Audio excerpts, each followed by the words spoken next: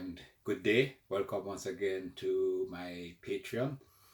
I realize that you guys are in all sorts of time zones, so I'm trying to avoid afternoon, evening, night, and morning. Though today I want to talk to you a little bit more about the night and morning and sleep topic we have covered.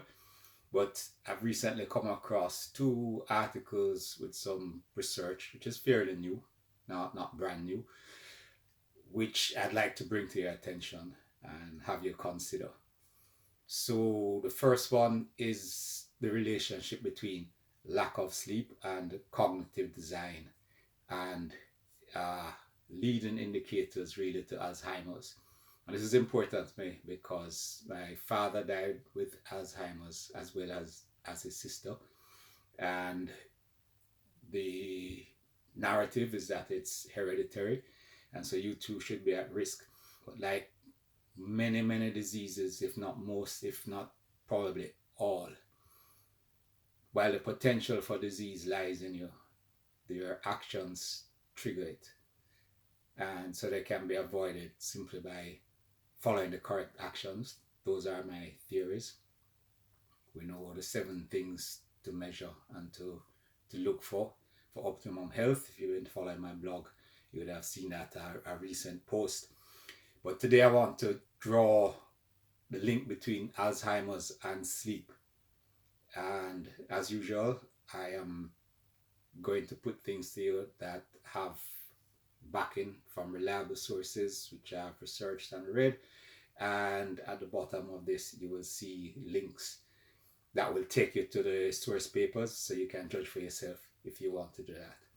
So there is a recent study has shown that there is a link between lack of sleep, optimum amount of sleep, and a decline in cognitive abilities, and that this in fact has been what they call preclinical in diagnosing Alzheimer's, which means that it's related, it usually precedes it, a clinical diagnosis.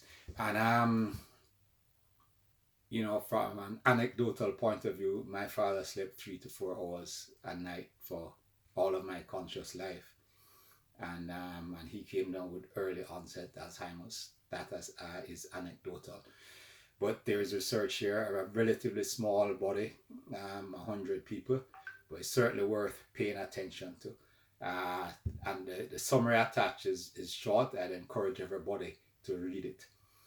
But the second thing is, now that we know the relationship of sleep to cognitive decline, Alzheimer's, and I suspect dementia, even though that isn't addressed here, I would now turn to the question of sleep. How do we sleep? How much do we sleep? What is good quality sleep? I've been for the last 6 or 7 months, and in conjunction with my wife Denise, testing the Fitbit device, and in particular its sleep monitoring, with some very interesting results. So it gives you feedback on a night's sleep, and it breaks it down into the time you're awake, because even though we're sleeping, we have times when we're actually awake. REM sleep, light sleep, and deep sleep, and gives you percentages. It also gives you a sleep score, which is very good at understanding relatively the quality of the sleep that you're getting. Now, I will say that the subscription is $9 a month, but it's money well spent if you're going to spend money on anything, and it's in the long run going to save you a great deal of money. And especially if you don't have a medical plan or living somewhere with free medical care, then getting a Fitbit device is an excellent investment, so long as you're monitoring yourself and following the numbers that you're getting back.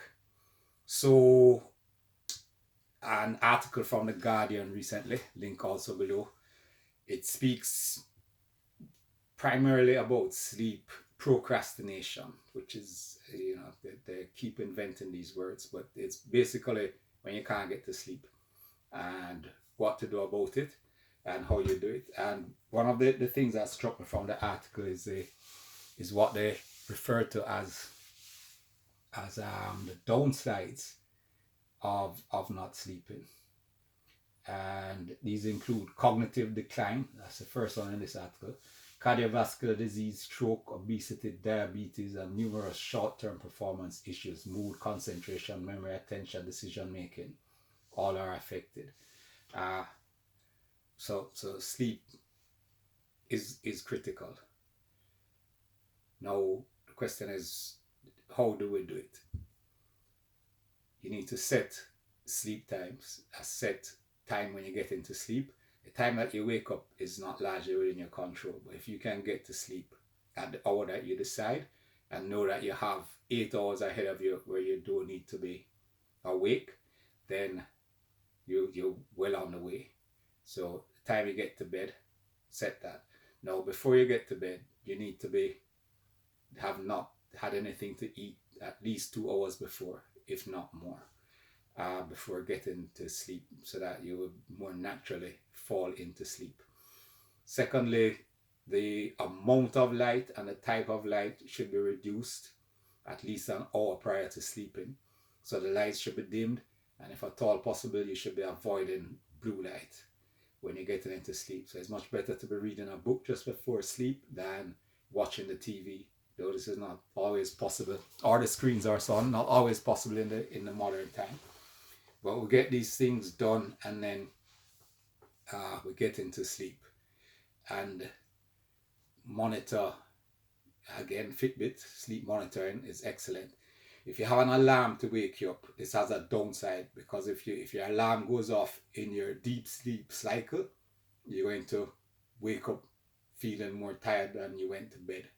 And this is just because instead of waking up naturally, coming out of deep sleep into light sleep, you have that shock in deep sleep and you're not really awake. But once you're awake and you're up for whatever reason, then you need light, preferably sunlight. If not, light up the place, but you need bright light when you wake up and for an hour afterwards. And this helps the body to reset the circadian clock.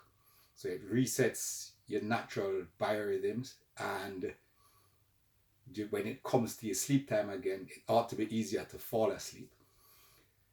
And so this is very important. When you wake up, wake up. Don't loll around and turn off, snooze the alarm and so on. Maybe you can do that once, but when you get up, you need to get up and shock yourself into the world of the awake. And you know, it's not rocket science. When it's dark, you should be sleeping. When it's light, you should be up. In not most jurisdictions, but obviously it doesn't work in the temperate parts of the world where it might be dark until very late in the morning and dark again early in the evening. But in the tropics and for most of the year elsewhere, you ought to be getting to sleep when it's dark and waking up when it's light. And those things are very important. So you need to set yourself up for good sleep, and accept that sleep is critical. Sleep is not a time waster. Sleep is a big performance boost. Sleep is a very productive way to spend your time, and you need to do it. You need to get it done.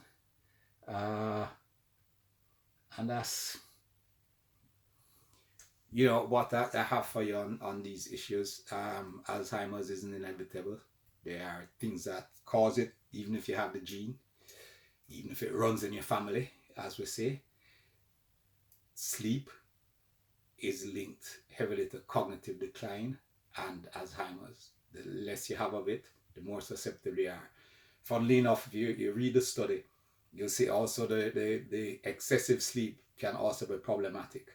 So we're looking at that 6 to 8 hour window. If you can get between 6 and 8 hours being asleep each night, and have 20% of that being REM sleep, 20% being deep sleep, you're going to be in good shape.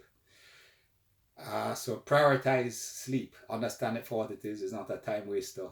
There is no real kudos for being able to go on 4 hours a night sleep for an extended period, because that's whatever your short-term gains, and they will diminish, is going to impact your long-term performance. And we're about CLOS, simple and inexpensive, effective and sustainable. And it's about optimizing your daily performance while protecting your long-term health. Okay, all the best for the weekend.